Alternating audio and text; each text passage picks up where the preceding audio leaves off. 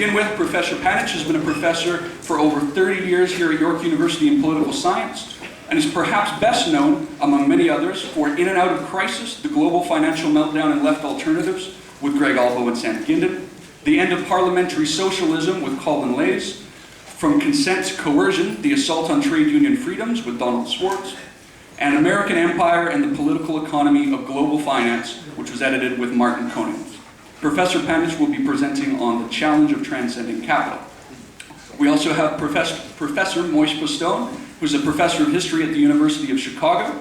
Professor Postone is perhaps best known for Deutschland, die Link und der Holocaust, Catastrophe and Meaning, The Holocaust in the 20th Century, which was co-edited with Eric Center, Time, Labor, and Social Domination, as well as Bourdieu, Critical Perspectives, which was co-edited with Craig Calhoun and Edward Lipuma.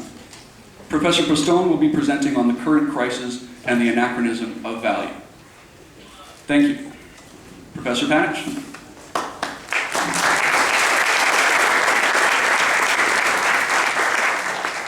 Well, let me first of all congratulate Lee and Marcello and the other people who worked with them, Babak, for organizing this remarkable conference, bringing together such a remarkable bevy of scholars on Marx, who I find intimidating to speak to, and such an enormous audience. It's really wonderful. They deserve a lot of credit for it.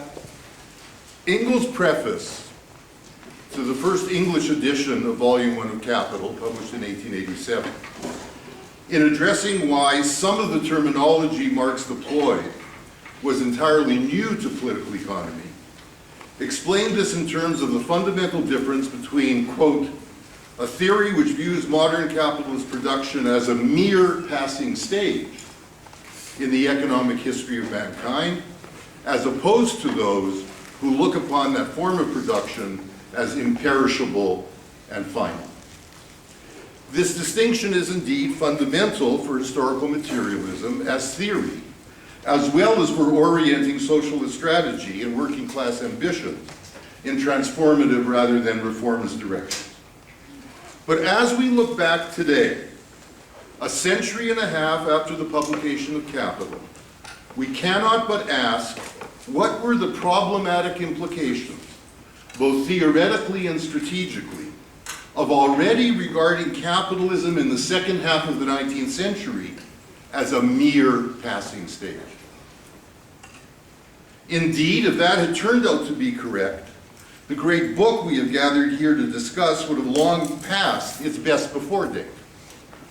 However much it would remain the greatest contribution yet made for understanding the historical roots, evolution, quotidian operation, contradictions, and crises of any previous mode of production, it would be of little contemporary relevance for understanding the world of the 21st century. It is by virtue of capitalism's longevity, rather than its brevity, that Marx's book manifestly remains so contemporarily relevant, as we experience the dynamics and contradictions of capitalist social relations, commodification and accumulation, penetrating almost all facets of life right around the globe. But the problem with having regarded capitalism as a mere passing stage goes much deeper than this. How could capitalism be seen as a mere passing stage, given the foundational claim of historical materialism regarding the capitalist mode of production? That is, that capitalism is fundamentally different from all modes of production that came before it, precisely in terms of the extent of its massive transformation of nature, as well as human societies. It was this, moreover, that provided the basis for a materialist rather than idealist vision of socialist possibilities. This was directly associated with the capitalist mode of production's historic legacy in terms of overcoming the scarcity that had heretofore undermined or barred all attempts at harmonious social relations. That said, it is precisely because we can so clearly see today how far capitalism has in fact been from being a mere passing stage that we find so many ecological Marxists speaking more cogently about the end of the world, the end of a socialist future. Indeed, even without going as far as this, it is now impossible for socialists and certainly those of a materialist Marxist kind, not to recognize that the ecological conditions that capitalism has created will pose an awesome challenge for any post-capitalist social order to overcome. The implications of having regarded capitalism as a mere passing stage must also be thought through in terms of Engels having simultaneously pointed out in his preface to the 1887 edition, that on the continent, Das Kapital was often already called the Bible of the working class. Quote, that the conclusions arrived at in this work are daily more and more becoming the fundamental principles of the great working class movement, not only in Germany and Switzerland, but in France and Holland and Belgium and America, even in Italy and Spain. So it sounds like Marcello wrote this, right? He's the one who looks at where capital was disseminated. Everywhere the working class is more and more recognizes in these conclusions, the conclusions of Capital Volume 1, the most adequate expression of its conditions I can't talk now. and of its aspirations. I'm in a meeting. I'll call you when I can. Okay? About an hour and a half. Okay? Even in England, Bye-bye. Engels wrote, the theories of Marx exercise a powerful influence upon the socialist movement. But what were workers supposed to be learning from this new socialist Bible? If it was primarily that capitalism was a mere passing stage, they might well have been organizing on the mistaken premise that it would be easier to get rid of it than it has proved to be. In fact, Engels tries to sustain his claim that capitalism was a mere passing stage by insisting that, quote, a permanent and chronic depression since 1867 had replaced, quote, capitalism's previous cycles of stagnation, prosperity, overproduction, and crises. As he put it, the working of the industrial system of this country, impossible without a constant and rapid extension of production, and therefore of markets, is coming to a dead stop. It would now be the unemployed, quote, whose numbers keep swelling from year to year, who will take fate into their hands. And it was on this basis that Engels urged them to read Capital. Now, Marx's own preface to the original 1867 edition had sounded a rather different note. Rather than predicting that capitalism might imminently be ending, Marx's preface presented the ultimate aim of his work, in his words, as to lay bare the economic laws of motion of modern society. These could not be, quote, cleared by bold leaps. Rather, they showed that capitalism is, quote, capable of changing and is constantly changing. In this regard, especially in the longest chapter of Volume 1 on machinery and modern industry, which Giovanni already pointed out, at 140 pages, I don't think any of us would allow a PhD dissertation, a chapter that long. Marx reinforces the Communist Manifesto's claims on the ongoing revolutionary nature of the bourgeoisie. He shows that while the construction of machines by machines went back to the first decades of the 19th century, quote, it was only during the decade preceding 1866, the very decade in which Marx was working on his critique of political economy, that the truly great productive potential of this was revealed. The decade when he called the cyclopedian machines of modern industry, the railway and the ocean steamer, were called into existence, as he put it, on a stupendous scale. Although Marx claimed in his 1867 preface that the progress of social disintegration is palpable in England, and in his preface to the second edition, the German edition, which he wrote in January 1873, he noted the preliminary stages of the world crisis that began that year. This was very far from presenting evidence of capitalism as a mere passing stage. He rather stressed that other countries were only just becoming modern by going through, and this is what George was getting at today, what were still the birth pangs of capitalist development. These birth pangs, he argued, might be shortened or lessened insofar as the working classes could, through their own struggle, ensure that capitalist development would be less brutal and more humane, as he put it. In this respect, it is notable that he presented the struggle as centering around wages, hours, and conditions of the employed working class, rather than the revolt of the reserve army of the unemployed, which was predicted by Engels in his 1887 preface. And Marx expressed his hope that even the ruling classes elsewhere could learn from the history, the details, and the results of the English factory legislation, which featured, of course, so centrally in Capital Volume 1. And that would lead them to exceed, as he put it, to, quote, the removal of all legally removable hindrances to the free development of the working class. Also notable is the extent to which Marx looked at what was happening in the USA as more determining than events in Europe. And I'll quote here from what Kevin was already quoting in the previous session. The American Civil War, he argued, had, quote, sounded the tocsin for the European working classes, just as the American War of Independence had for the European middle classes at the end of the 18th century. In the United States of North America, he wrote, every independent movement of the workers was paralyzed so long as slavery disfigured a part of the republic. Labor cannot emancipate itself in the white skin where the black is branded.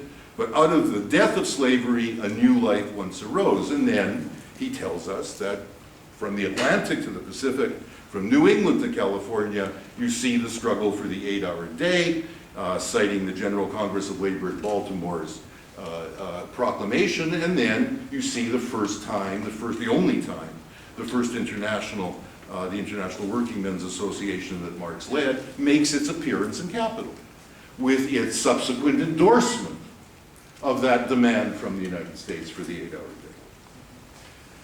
The conjuncture in which Engels wrote the 1887 preface was very different than the conjuncture of the 1860s. The tone it sounded cannot just be put down to Engels being a more mechanical thinker than Marx.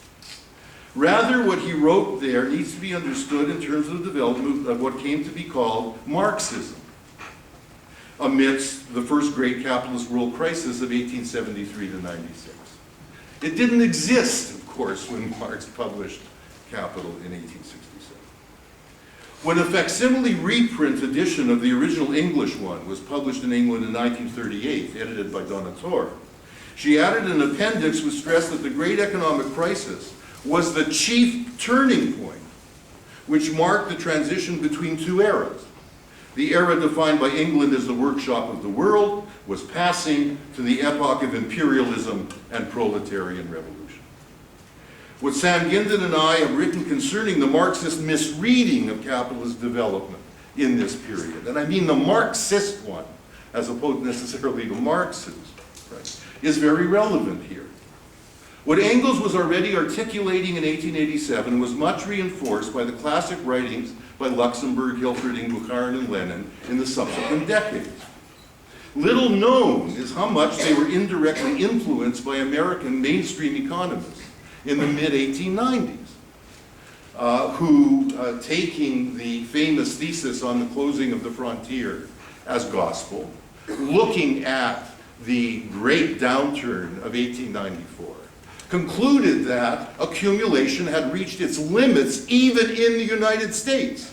This is before there was even hardly any accumulation in California. And it was on that basis that indeed the State Department developed the notion that America needed to be invading Central America, ripping off its resources in order to provide a surplus for the United States. It was absurd. The notion that Nicaragua was going to provide that kind of surplus when California was hardly yet a source of accumulation. Right? But Hobson adopted this in his book of Imperialism. He was influenced by that literature. And all of the rest of the Marxists were influenced by that literature in reading Hobson. The notion that capital had reached the limits of accumulation in the advanced capitalist countries was a fundamental mistake of that era of Marxism. It had enormous strategic consequences. Because although the Bolshevik Revolution is to be much praised, as China Mayville says in his outstanding book, which everyone should read, his New History of October, which Verso has just published on the centenary of the Bolshevik Revolution. As he says, anybody who makes a break that way with what Marxists thought would be the pattern of revolution can hardly be accused of following a teleology. Absolutely. But he made that break consciously, clearly, repeatedly saying we're making it on the basis of the assumption that capitalism has reached its highest stage, and by breaking the weak chain here, we will induce a revolution in Germany. So the assumption that even Lenin was making was that capitalism was on its last legs. The point of reading Capital today should of course be to remind ourselves that this now all-encompassing system did not always exist and should itself be seen as historically transitory, as well as to help recognize and understand so much about the twin capitalist fundamentals of exploitation and competition that underpin capitalist accumulation to this very day.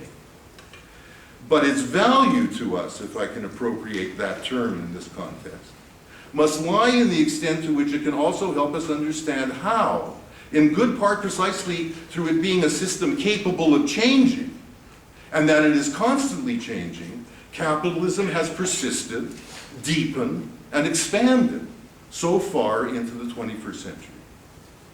This is not only a matter of asking how much it helps us understand this in terms of new technological developments, changing patterns of commodity production and accumulation, appreciating the salience of these changes, not only in terms of their spatial scales, but also in local labor and consumption processes, and so on.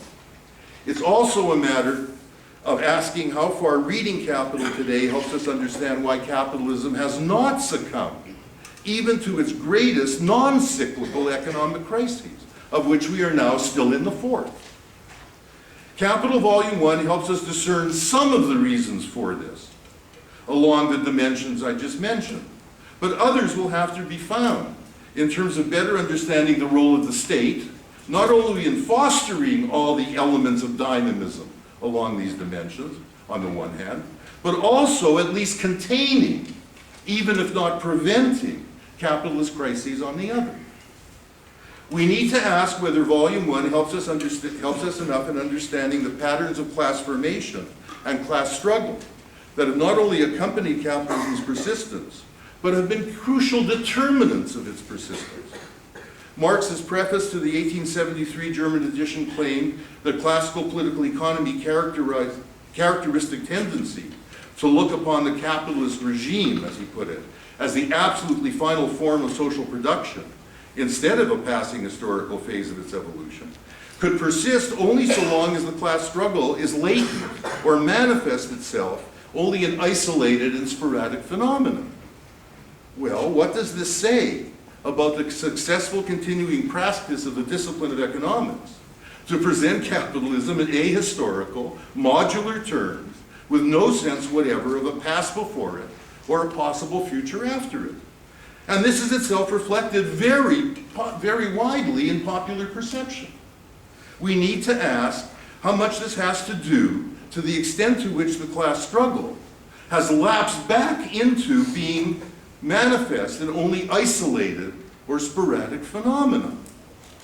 And what conclusions are we to draw then about the modes of organization that were already developing in Engels' time, in the time of Marxism, in terms of their inadequacies to continue to develop the working class's capacity to be transformative?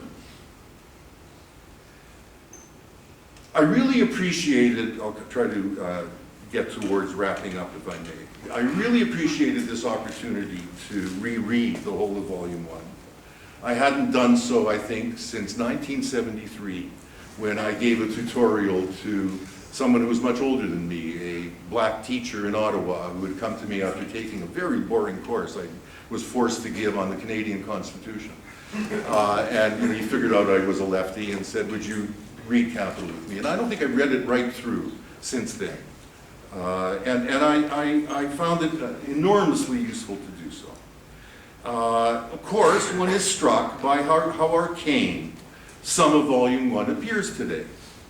The extensive discussion on gold, let alone silver, might not have appeared that way to me in 1973, given that the break with Bretton Woods had just happened.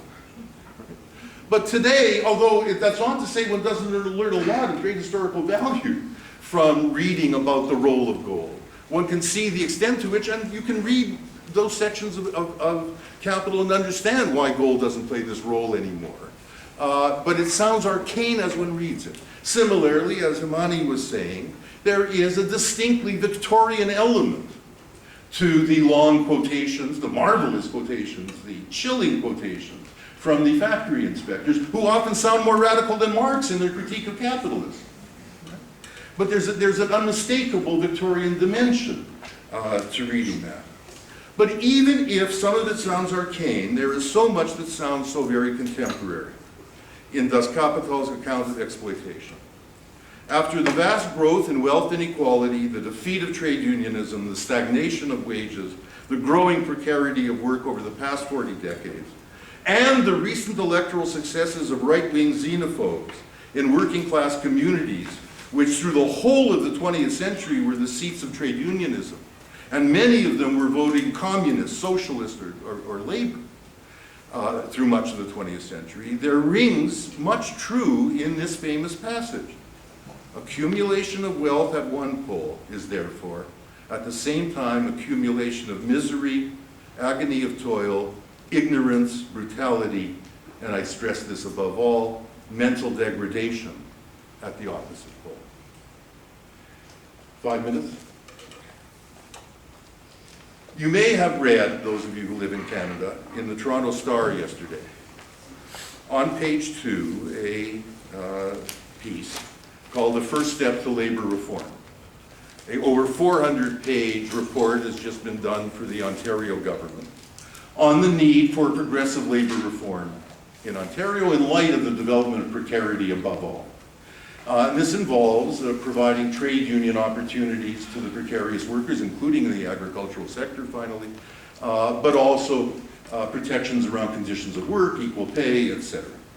And the reaction to it from a conservative MPP from Renfrew, Nipissing, Pembroke, as you'd expect, quote, is that the best protection from workers are pointless if the workers don't have a job to wake up to in the morning.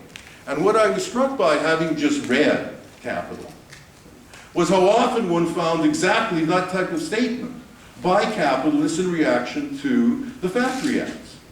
Right? This made it very contemporary, and then even more so in the Sunday New York Times. This very much parallels the parallel Marx makes between the exploitation of the worker and the exploitation of the soil. There's a front page story on what's going on in Wyoming as regulations are removed from those firms which are, Devon Energy is the leading one, which are illegally emitting 80 tons a year of hazardous chemicals like benzene, a known carcinogen. But what you get there, further in this very long investigative story, is exactly what you get in Capital when Marx quotes workers saying, "But I need my child to work." Or, "I don't support the factory legislation," and Marx tells of how capitalists bribed them into issuing petitions to Parliament to withdraw the factory legislation. And you find, in the case of Wyoming, a indigenous worker in the energy industry who had lost his energy job, saying he, quote, "has no trust of Washington. They aren't helping us," he said. "If I had a gun, I'd shoot them." Well, this is makes reading Capital very contemporary, but what also makes it contemporary for is understanding the way in which the continuation of Capital produces the degradation of the workers' capacity to transform capital. I'll conclude with, what has always led some people to call me a Marxist, although I think there are many in this room who think I'm not. And that is the inadequacy of the theory of the state in Marxism, let alone in Marx. Certainly when one reads Capital 1, there's plenty there on the state. And George was saying that earlier, it's certainly true. I was struck by, since Poulantzas argued that he was developing his theory of the state based on the political writings of Marx, not the economic writings. What struck me on rereading it now was how much it sustains the conception that Poulantzas had, that the political moment is inherently present in the economic moment. George was saying this earlier. This comes very early on in the volume in terms of the explanation in chapter 3, that underpinning market exchange from the beginning is, quote, a juridical relation which has expressed itself as a contract. And just as important is Marx's recognition that coinage, like the establishment of a standard of prices, is the business of the state.